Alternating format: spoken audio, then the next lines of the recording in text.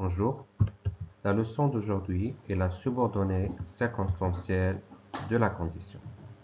Pour traiter cette leçon, on va partir d'un dialogue. C'est un dialogue entre deux personnages, le fils et le père. Le fils, pourriez-vous m'acheter une bicyclette? Le père, je t'achèterai une belle bicyclette si tu obtiens une bonne note. Et au cas où tu aurais la première note, je t'offrirai aussi un téléphone portable.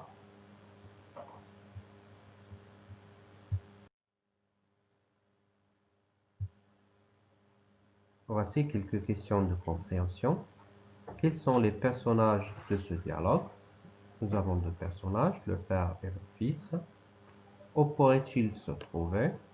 Imaginez l'endroit convenable pour cette conversation. L'enfant, qu'a-t-il demandé à son père? Il lui a demandé bien sûr de lui acheter un téléphone, de lui acheter une bicyclette. Dans quelles conditions le père achètera-t-il une bicyclette à son fils? Si tu obtiens une bonne note. Donc, si tu obtiens une bonne note, c'est la subordonnée circonstancielle de condition. L'achat de la bicyclette est conditionné au fait d'avoir une bonne note. Quel est le moyen de la condition utilisée? Le moyen ici repère le temps de la subordonnée et de la principale.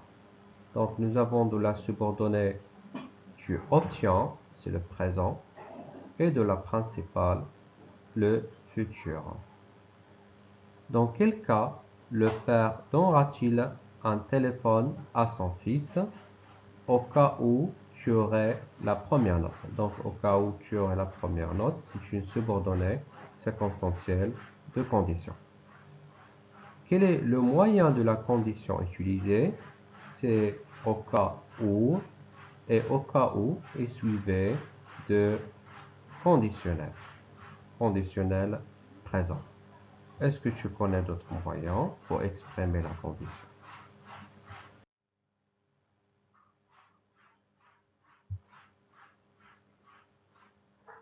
Donc, c'est quoi la subordonnée circonstancielle de la condition? La subordonnée circonstancielle de la condition indique à quelle condition se fait l'action de la proposition principale. Donc, la réalisation de l'action de la proposition principale dépend de la réalisation de l'action de la proposition subordonnée. Quels sont les moyens que je pourrais utiliser?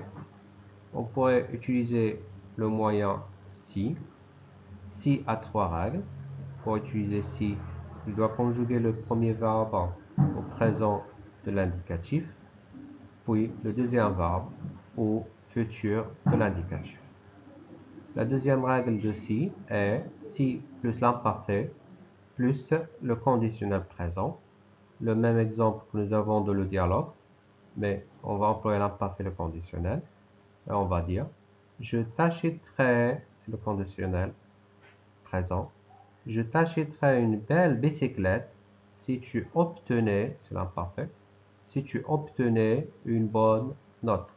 Je pourrais même changer les deux pôles de la phrase et commencer par la subordonnée et dire, si tu obtenais une bonne note, je t'achèterai une belle bicyclette. On peut également utiliser si, plus que parfait, plus le conditionnel passé. On pourrait remplacer si par au cas où, et dans ce cas-là, on va utiliser le conditionnel, comme nous avons vu dans le dialogue. On pourrait aussi trouver à condition que, pourvu que, pour peu que, et dans ce cas-là, ils seront suivis par des verbes conjugués au subjonctif.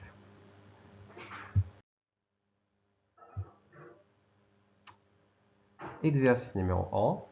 Conjugue le verbe entre parenthèses. Donc, j'ai proposé trois phrases.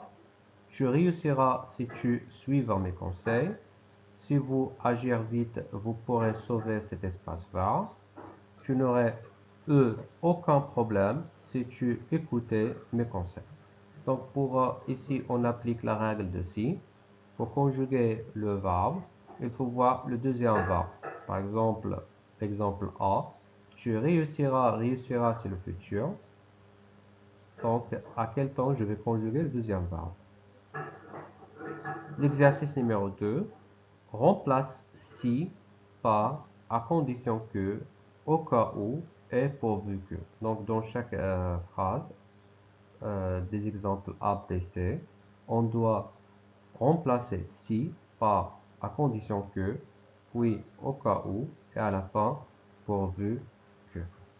Bien sûr, je dois appliquer la règle à condition que doit être suivi par le subjonctif, au cas où par le conditionnel et pourvu que par le subjonctif. Et à la fin, je vous propose de de formuler des phrases personnelles. Merci.